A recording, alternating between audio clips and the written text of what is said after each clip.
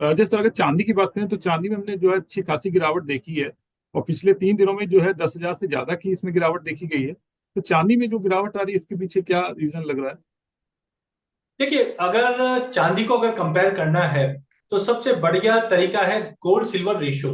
Gold silver ratio मतलब होता है गोल्ड के प्राइस डिवाइड बाय सिल्वर के प्राइस, जिसका मतलब है आपको एक रेशियो समझ में आएगा कि सोना महंगा है या चांदी। जी। पिछले 50 सालों का अगर मैं डायमीटर देखता हूं तो गोल्ड सिल्वर रेशियो 30 नीचे में और 90 ऊपर में, ये दायरे में ही चलता है। जी। अगर ये रेशियो ऊपर की तरफ जाता है इसका मतलब सोना तेज है चांदी के मुकाबले। और सोना तेज कब होता है?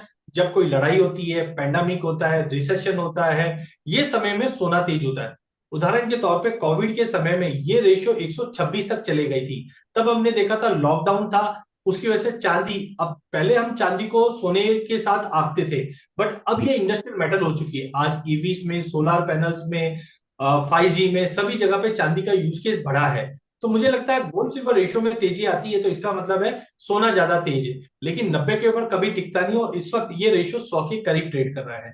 तो मुझे लगता है टैरिफ वॉर के चलते ये हो सकता है 104 105 तक चले जाए। बट जब भी 105 से वापस 72 की तरफ आती है, जो मुझे लगता है आना चाहिए, बिकॉज जी। इंडस्ट्रियल डिमांड बढ़ेगी आगे जाकर, तो चांदी ज्यादा आउट परफॉर्म करेगा। सौरभ जी, एक चीज और बताना चाहूंगा। चांदी को पुअर्स मैन गोल्ड भी बोलते हैं। जिन्होंने अपनी रैली मिस कर गए हैं सोने में, अब वो जी। चांदी की तरफ अगर रुक करते हैं तो मुझे लगता है बेटर रिटर्न चांदी देती हुई दिखाई देगी। तो चांदी में हो सकता है कि नीचे में हम 82 83 तक का लेवल देख पाए। बट ये साल के अंत तक मेरा मानना है 1,30,000 का लेवल चांदी अभी भी दमखम दिखाने की ताकत रखती है। तो सर, मैं यही सवाल आपसे पूछने वाला था अगला, कि जो चांदी को भी अब कह रहे हैं कि अगला गोल्ड है चांदी। क्या लगता है सर, अभी सोने में निवेश करा जाए, चांदी की तरफ इन्वेस्टर्स को जाना चाहिए? क्योंकि चांदी की कीमत तुमने देखा बहुत अच्छी खासी बढ़ी पिछले कुछ वक्त में। ठीक है, तो निवेश के लिए देखिए, मैंने जब पहले हम लोग 90s में जब बुक्स पढ़ते थे तो बताया जाता था कि सोने में आपका निवेश 5% से ज्यादा नहीं होना चाहिए था।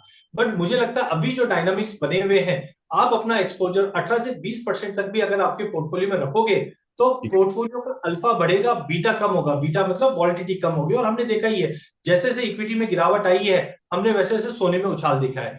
तो मुझे लगता है कि चांदी और सोने में से मेरा एज ऑफ नाउ अगर प्रेफरेंस रहेगा तो रहेगा, हो सकता है 2 4 6 महीना सोना अपर हैंड में रह सकता है। लेकिन अगर कोई 2 साल की अवधि के लिए बात करे तो मेरा प्रेफरेंस चांदी ज्यादा रहेगी, क्योंकि चांदी जब आप बाय करते हो तो सोने के तो गुण मिलते ही मिलते हैं, साथ में एक इंडस्ट्री के भी गुण मिलते हैं। और हम जानते हैं कि आज कोई भी इकोनॉमी अपने पांव पे खड़े होने के लिए जब कोशिश करेगी तो चांदी का कंजम्पशन और बढ़ता हुआ दिखेगा।